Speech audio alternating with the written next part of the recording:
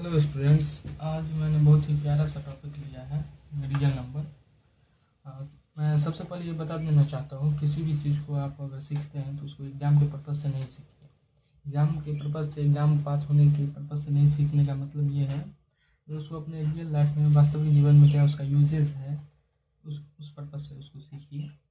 आगे हमें वो किस चीज़ में काम दे सकता है उस पर्पज़ से सीखिए। एग्ज़ाम पर्पज़ से सीखिएगा तो आप जीवन में कुछ नहीं सीख सकते। तो इसी के साथ मैं शुरुआत करता हूँ नेचुरल नंबर से। हालांकि ये सब टॉपिक आपने प्रीवियस क्लासेस में पढ़ा होगा, पिछले क्लास में, जूनियर क्लास में पढ़ा होगा, लेकिन तब पर भी मैं आज इस टॉपिक में आपको बहुत सारे छोटे छोटे टॉपिक को भी कवर कर दूंगा। और हाँ, जिनका, एक मिनट में बात सुन लीजिए, आप 10 मिनट रुक जाइए, आपका सारा कुछ इसमें क्लियर हो जाएगा। और दूसरी बात, जिनका भी टर्मिनेटिंग, नॉन टर्मिनेटिंग, सर ये सब समझ में नहीं आया, स्कूल में गए उसमें भी समझ में नहीं आया, कुछ भी आपको डाउट है तो इस वीडियो को देखने के बाद ये डाउट आपका क्लियर हो जाएगा। तो चलिए इसी अच्छी बात के साथ हम इसको शुरू करते हैं। नेचुरल नंबर क्या होता है? Counting number are called natural number. Counting number are called natural number. जिस नंबर को हम गणना करते हैं, जिसको हम गिनते हैं, जो हमारे मुंह से आज प्रकृति रूप से निकलता है, क्योंकि नेचुरल का मतलब ही होता है प्रकृति। जो हमारे मुंह से प्रकृति रूप से निकलता है उसी को क्या बोलते हैं? Counting number. जैसे कि कभी भी हम काउंट करते हैं तो 1 2 3 4 ऐसे करते हैं। यहाँ से 1 2 3 4 5 6 ऐसे इनफाइनाइट तक हम काउंट करते रहे, उसको हम नेचुरल नंबर बोलेंगे। उसके बाद हमारा आता है होल नंबर। होल नंबर क्या होता है? Whole number, all counting numbers together with zero are called whole number. जितना भी काउंटिंग नंबर है, अगर जीरो के साथ हम गिनते हैं उसको, जैसे 0 1 2 3 4 5 6 डॉट डॉट डॉट ऐसे ही बढ़ते जाए तो उसको हम बोलेंगे होल नंबर। इस दोनों टॉपिक के बाद आपका एक और महत्वपूर्ण सा आता है टॉपिक, वो है इंटीजर्स। इंटीजर्स क्या होता है? All counting number, all counting number, जितना भी काउंटिंग नंबर है, ऑल काउंटिंग नंबर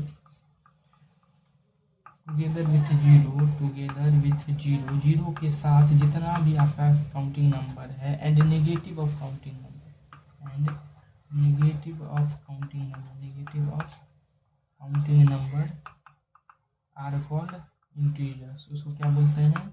उसको हम इंटीजर्स बोलते हैं। सर हमको इसका डिफिनीशन समझ में नहीं आया, एग्जाम्पल दीजिए। मैं आपको एग्जाम्पल दे रहा हूँ। जैसे all counting number, counting number वो हमारा 1 2 3 4 5 6 डॉट डॉट डॉट डॉट ऐसे ही आगे इनफाइनाइट्स तक बढ़ते जाता है, टुगेदर विथ जीरो। यहाँ जीरो को ले लिए, और उसके बाद बोला है निगेटिव ऑफ काउंटिंग नंबर। तो निगेटिव ऑफ इसी काउंटिंग नंबर का निगेटिव क्या हो जाएगा? -1 -2 -3, ये भी इनफाइनाइट तक जाएगा। ये सब टॉपिक आपने पिछले क्लास में पढ़ लिया, तब पर भी मैं आपको ये समझा रहा हूँ। तो ये जो हो गया आपका, ये क्या हो गया? ये इंटीजर्स हो गया। इंटीजर्स को हम नंबर लाइन पे ड्रॉ कर सकते हैं। Integers can be drawn on number line. Number line पे उसको हम ड्रॉ कर सकते हैं। नंबर लाइन पे किसी भी इंटीजर्स को हम नंबर लाइन पे ड्रॉ कर सकते हैं। जैसे बीच में हम 0 लेते हैं, यहाँ 1, यहाँ 2, यहाँ 3, यहाँ 4 5 -1 -2 -3। इस लाइन पे हम इंटीजर्स को ड्रॉ कर सकते हैं।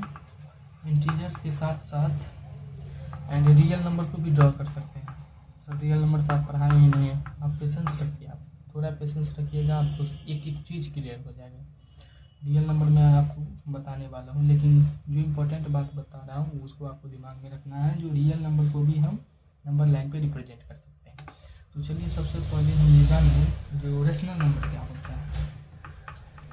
सर आप रेशनल नंबर कहाँ से आएंगे? ये भी आपने प्रीवियस क्लासेस में पढ़ा होगा, नहीं पढ़े हैं कोई बात नहीं, चिंता करने की कोई बात नहीं है, आप यहाँ देख लीजिए, सब समझ में आ जाएगा। ये रेशनल नंबर एक ऐसा रेशनल नंबर जो कि p/q के फॉर्म में होगा। ये rational number p/q we are in the form of, यहाँ लिख सकते हैं आप ऊपर में, in the form of p/q we are p and q are integers. यहाँ पे ये दोनों इंटीजर्स हैं, and q does not equal to 0, q 0 के बराबर नहीं होते। p और q फॉर्म का मतलब होगा, इस फॉर्म का मतलब होगा कोई फ्रैक्शन होगा 6/5। ये भी a की जगह 6 ले लिए, q की जगह 5 ले लिए। 3/4, हाँ सर ये भी होगा। 1/2, हाँ ये भी होगा। 4/8 ये भी हो सकता है। लेकिन क्यू जो है क्यू यहाँ किस चीज़ को शो कर रहा है, डिनोमिनेटर को क्या शो कर रहा है, क्यू। तो क्यू जो है हमारा 0 के बराबर नहीं होना चाहिए। न्यूमरेटर हमारा 0 हो जाएगा, न्यूमरेटर हमारा फ्रैक्शन का ऊपर वाला जो भाग है फर्स्ट पार्ट वो हमारा 0 हो जाना चाहिए। जैसे आप बोलिएगा सर 0 क्या, ये हमारा रेशनल नंबर है, हाँ ये 0 रेशनल नंबर है। क्यों है, क्योंकि इसके नीचे कुछ नहीं है तो 1 है, तो ये हमारा रेशनल नंबर हो गया। ठीक है, आपको कुछ और एग्जांपल देता हूँ। इंटीजर्स जो होता है, इंटीजर्स पॉजिटिव नेगेटिव जो दोनों होता है, -3/4 भी रेशनल नंबर हो गया, 5/6 भी रेशनल नंबर हो गया, -3/-8 भी रेशनल नंबर है, -4/6 भी रेशनल नंबर है, 5/-6 भी रेशनल नंबर है। ठीक है, 0 भी रेशनल नंबर है, 3 भी रेशनल नंबर है एंड 4 भी रेशनल नंबर है। ऐसा क्यों है, क्योंकि 3 के नीचे कुछ नहीं है तो 1 है, 1 से डिवाइड देंगे तभी तो ये 3 हुआ। 4 के नीचे कुछ नहीं है तो 1 है, तो 1 से डिवाइड देने पे ये 4 हो गया। आई होप ये क्लियर होगा। इंटीजर्स में नेगेटिव हो या पॉजिटिव तब क्या होते हैं, रेशनल नंबर होता है, 0 के सिवाय। डिनोमिनेटर हमारा 0 नहीं होना चाहिए। 3/0 ये रेशनल नंबर नहीं है, 4/0 ये रेशनल नंबर नहीं है, 16/5 0 सब ये रेशनल नंबर नहीं है। ठीक है, अब आते हैं रियल नंबर समझते हैं। रियल नंबर क्या होता है, रियल नंबर आपका होता है रेशनल नंबर प्लस, ये रेशनल नंबर को अगर हम साथ में लिखते हैं, रेशनल नंबर और ये रेशनल नंबर को अगर हम साथ में लिखते हैं तो ये हमारा रियल नंबर फॉर्म करता है। ये क्या फॉर्म करता है, रियल नंबर।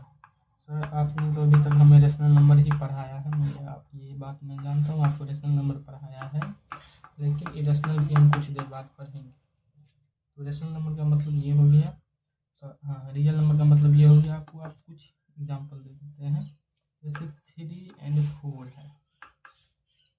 3 और 4 हमारे एक, मान लीजिए हमारे पास एक नंबर लाइन है, जैसे यहाँ पे 1 2 हम 3 लेते हैं, 4 5 6 7 ठीक उसी प्रकार -1 -2 -3 -4।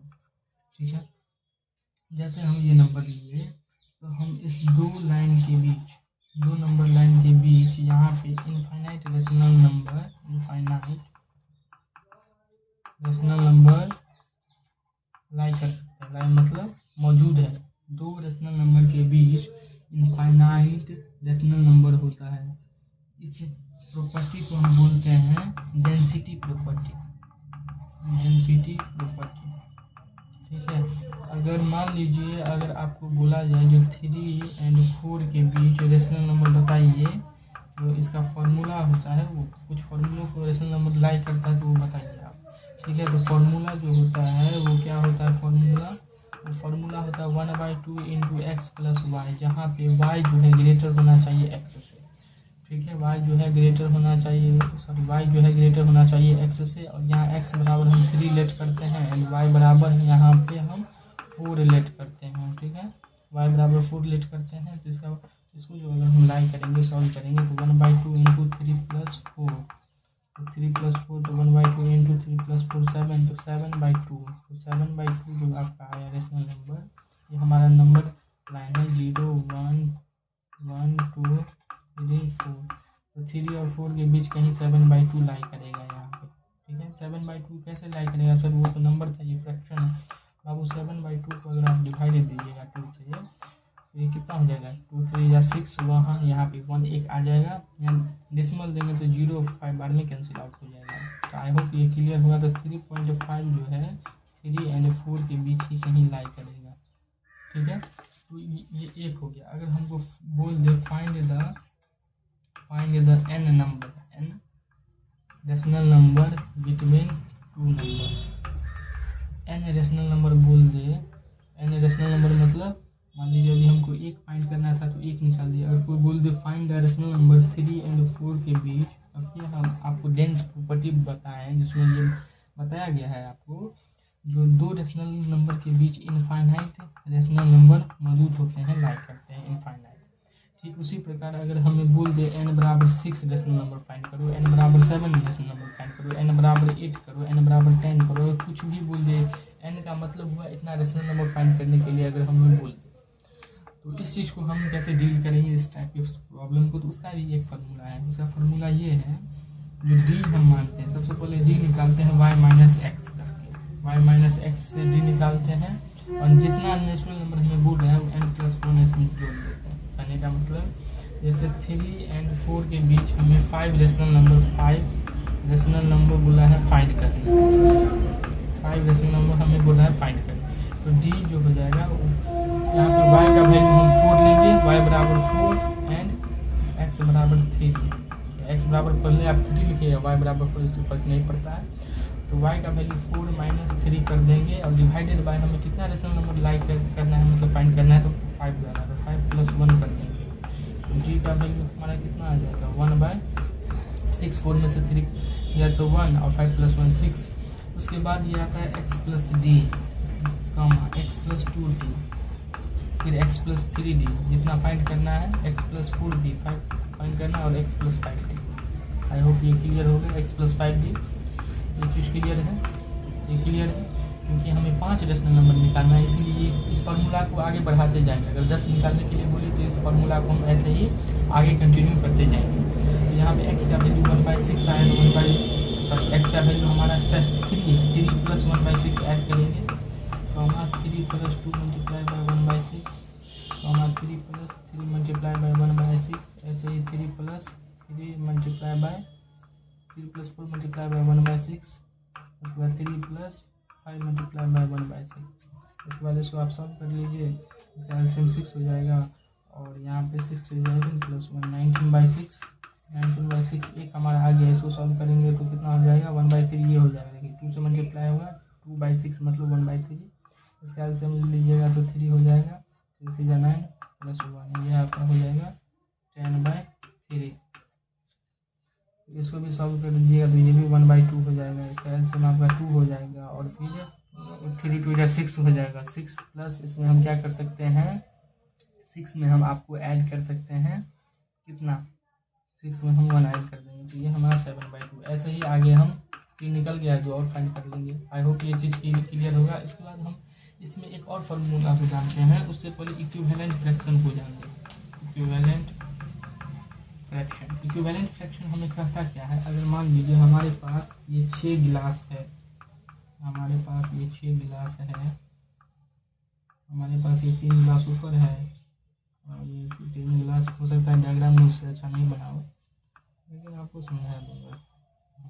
यहाँ पे देख सकते हैं हमारे पास ये 6 गिलास है। अगर 3 गिलास में एक गिलास पानी भरा हुआ है, 3 गिलास में 1 गिलास पानी भरा हुआ है, तो 6 गिलास में 2 गिलास पानी भरा हुआ है, तो 6 गिलास में 2 गिलास पानी भरा हुआ, तो 1/3 जो है 2/6 के इक्वल होगा। क्यों होगा, क्योंकि ये इक्विवेलेंट है ना। अगर एक जोड़ा में हम देख रहे हैं तो एक ही गिलास भरा हुआ है, इसमें देखिए तो आपको एक ही गिलास भरा हुआ मिलेगा, इसमें भी एक ही जोड़ा मिलेगा भरा हुआ। तो 1/3 2/6 के इक्वल है। क्यों है, क्योंकि एक जोड़ा में देख रहे हैं तो हमें वही चीज़ देखने को मिल रहा है। इसको भी अगर आप कैंसिल आउट कीजिएगा, कैंसिल आउट करने का मतलब किसी टेबल से काटते हैं, जैसे 2 के टेबल से काटेंगे तो 1/3 हो जाएगा। इक्विवेलेंट फ्रैक्शन को लाने का एक और तरीका है, चाहे तो उसको सेम नंबर से डिवाइड देते हैं, या सेम नंबर से मल्टीप्लाई करते हैं। जैसे 1/3 को मल्टीप्लाई किए 2 से, 2 जोड़ा में देखे तो 2/6 हो गया, फिर 1/3 को हम मल्टीप्लाई किए 3 से, इसको 3 जोड़ा में देखे तो ये 3/9 हो गया, मतलब 9 गिलास में से 3 गिलास पानी भरा हुआ। आई होप ये चीज़ क्लियर होगा। उसके बाद एक और छोटा सा चीज़ है, सिंपलेस्ट फॉर्म। यही इक्विवेलेंट फ्रैक्शन अगर हमारा बड़ा हो जाए, बहुत बड़ा, जैसे 6/9 हो या 4/8 हो, इसका एक छोटा हमें इक्विवेलेंट के बराबर एक निकालना है, तो उसको कैसे निकालेंगे, इसको काट देंगे, कैंसिल आउट कर देंगे, उस नंबर से कैंसिल आउट करेंगे जिसका जो इसका फैक्टर है वो 1 के सिवाय कुछ नहीं हो। 1 के सिवाय कुछ नहीं हो कहने का मतलब इसका SCF जो है 1 के सिवाय कुछ नहीं हो। जैसे 3 के टेबल से दोनों कैंसिल आउट कम्प्लीटली हो रहा है, जैसे 3 × 2 = 6, फिर 3 जाना है, तो इसका सिंपलेस्ट फॉर्म 2/3 हो गया। ठीक उसी प्रकार इसको कैंसिल करेंगे, 4 × 1 = 4, 4 × 2 = 8, ये 1/2 इसका सिंपलेस्ट फॉर्म हो गया।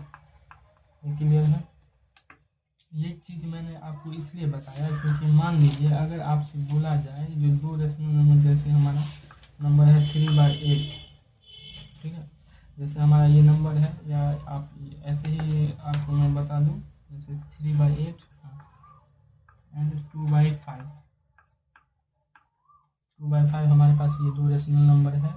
अगर इसमें आपको बोल दे जो निकालना है इस दोनों के बीच रेशनल नंबर, मैंने आपको जो फॉर्मूला बताया है उस दोनों को छोड़ करके, तो कैसे निकालिएगा? तो इसको हम निकाल सकते हैं। 3/8 और 2/5 को इक्विवेलेंट कर दे तो उसके बीच का तो निकल जाएगा। क्यों निकल जाएगा? क्योंकि अगर हम इक्विवेलेंट करते हैं, आपको मैं करके दिखाता हूँ, इसको इक्विवेलेंट करेंगे तो इसके डिनोमिनेटर से दोनों बगल मल्टीप्लाई करेंगे 5 से। इक्विवेलेंट करने के लिए सेम नंबर से मल्टीप्लाई करते हैं, 15/40 हो गया। एंड ये क्या हो जाएगा? 2/2 मल्टीप्लाई बाय 5 को इसके डिनोमिनेटर से करेंगे मल्टीप्लाई 8, ये 15/40 और ये हो गया आपका 16/14, है ना? 15/40 और 16/14। हाँ, अगर इस दोनों के बीच हमें बोले एक रेशनल नंबर फाइंड करना है, वन रेशनल नंबर, तो फॉर्मूला हम x + 1/2 कर सकते थे। इतना करने का क्या ज़रूरत है, मैं बता रहा हूँ आपको। अगर इस दोनों नंबर के बीच अगर हमें बोला जाए जो एक रेशनल नंबर फाइंड करना है, तो डिनोमिनेटर तो सेम है, तो 15/40 बीच 15 और 16 के बीच क्या होगा? फाइंड हो सकता है? नहीं हो सकता। तो नहीं होगा, तो इसी चीज़ को डील करने के लिए मैं यहाँ पे 15/40 को और 16/40 को क्या कर सकता हूँ, एक और 2 से भी मल्टीप्लाई कर सकता हूँ दोनों को। 15/40 मल्टीप्लाई बाय 2, ऊपर में 2 कर दीजिए, एंड 16/40 जो है इसको भी क्या कर सकते हैं, 2 से मल्टीप्लाई कर सकते हैं, 2 से मल्टीप्लाई कर सकते हैं। क्या होगा? 15 × 30, 30 बाई क्या हो जाएगा यहाँ? 30/80, 32 देखिए 32/80, ये जो हमारा आ गया। तो 2 से मल्टीप्लाई करने के बाद ये भी तो हमारा इक्विवेलेंट फ्रैक्शन है। ये जो फ्रैक्शन है इक्विवेलेंट, ये भी हमारा 3/8 के ही इक्वल टू है। इससे हमें बेनिफिट ये मिल रहा है कि इक्विवेलेंट फ्रैक्शन को अगर हम ज़्यादा बढ़ाते हैं तो इस दोनों के बीच डिफरेंस होता है। अगर हमें 16 अगर बोल दे 16 रेशनल नंबर इस दोनों के बीच निकालना है, तो इसको नीचे वाले डिनोमिनेटर को 2 से नहीं 10 से मल्टीप्लाई कर देंगे। इससे हुआ क्या? पहले हमारा 15 और 16 आ रहा था, इस दोनों के बीच कुछ नहीं है। ऊपर वाले को इसीलिए देख रहे हैं, नीचे वाले डिनोमिनेटर तो हमारा सेम है। अब 13 और 32 के बीच 2 आ रहा है, एक 31 आ रहा है, एक 32 आ रहा है। यहाँ पे हमें 2 रेशनल नंबर मिल जाएगा, 31/18 एंड 32/18, 2 रेशनल नंबर मिल जाएगा। इसी वजह से मैं आपको ये फार्मूला बताया। आई होप ये चीज़ क्लियर होगा। तो इसी के साथ इस वीडियो को देखने के लिए धन्यवाद। आपका टर्मिनेटिंग जो है अगले पार्ट में मैं शुरू करूँगा। टर्मिनेटिंग बहुत आसान टर्म है, नॉन टर्मिनेटिंग भी बहुत आसान टर्म है। नॉन टर्मिनेटिंग बस यही है जो फर्स्ट टाइम अगर आप उस क्लास में जा रहे हैं, देख रहे हैं, तो आपको ये चीज़ समझ में नहीं आया। इस दोनों को सॉल्व करूँगा अगले वीडियो में, क्योंकि ये वीडियो बहुत ही लंबा होने वाला है। So keep watching. And last मेरा मैसेज यही रहता है, जो आप प्रकृति से प्रेम करिए, पंछियों से प्रेम करिए, शाकाहारी बनिए। धन्यवाद। Thanks for watching.